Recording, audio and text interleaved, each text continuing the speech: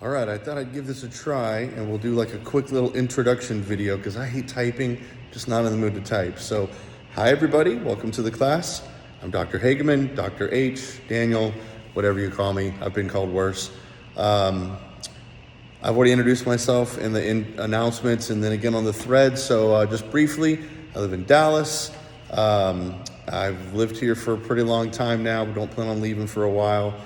From Houston originally, so native Texan. I'm a bit of a Captain America fan, right? So I'll just go ahead and get that out of the way. I have like way more stuff that's Captain America than I should probably admit to, but we all got to have a hobby, right?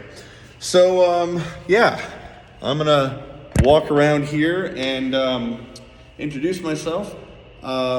Just to get you kind of kick-started thinking about the discussion post, it's going to start off asking about how was abnormal behavior defined throughout history. Hopefully at this point everybody has the textbook. I actually currently don't have the textbook, but I have most of it up here. So I would say that that's a very important concept to understand is how do you define abnormal? And what has it been throughout history? Because times change. So as I said in the announcement, things that were mental illnesses before, because they were so abnormal, are now commonplace and they're no longer considered a mental illness. So in your own words, how would you define abnormal behavior? Again, pay attention to the bullets. I'm not looking for quotes from page 3 or whatever. In your own words, summarize it, right? Don't make it harder than it is. For me, the way that I was trained, we looked at the 4 Ds, right? Is the behavior deviant, meaning away from the norm? Is it distressful to the individual? Is it dysfunctional? In other words, does it make it difficult for them to function in society or at work or within their family life or something like that? And is the behavior dangerous? So if it meets that criteria, then we could probably go ahead and say that it's abnormal. The next bullet is what are some ways in which abnormal behavior might be defined across different cultures? So I am absolutely hooked on this show. I don't know where it's been. I guess it's been out for a while. Yellowstone, right? So it's kind of a modern day Western about this guy played by Kevin Costner, John Dutton, I think his name is. And he's this big cattle rancher in Montana.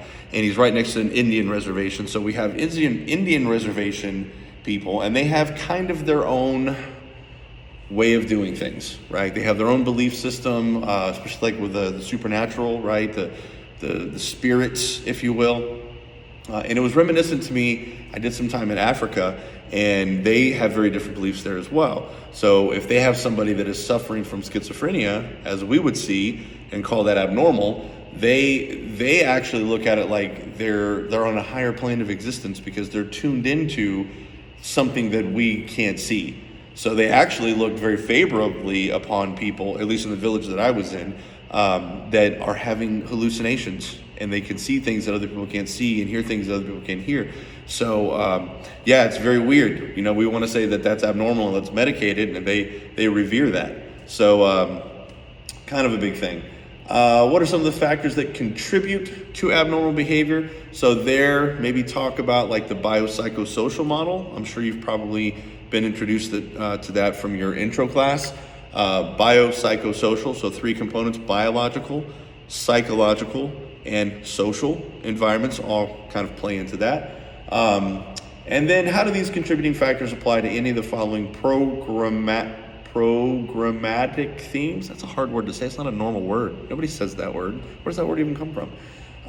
So there's a link there for there's a document, and quite honestly, I haven't looked at that document yet. So I don't have to, because I don't have to answer this question. I've already graduated, so y'all have to. So anyway, I know it's a long video, but I just wanted to introduce myself and kind of get the ball rolling on how to think through these discussion questions.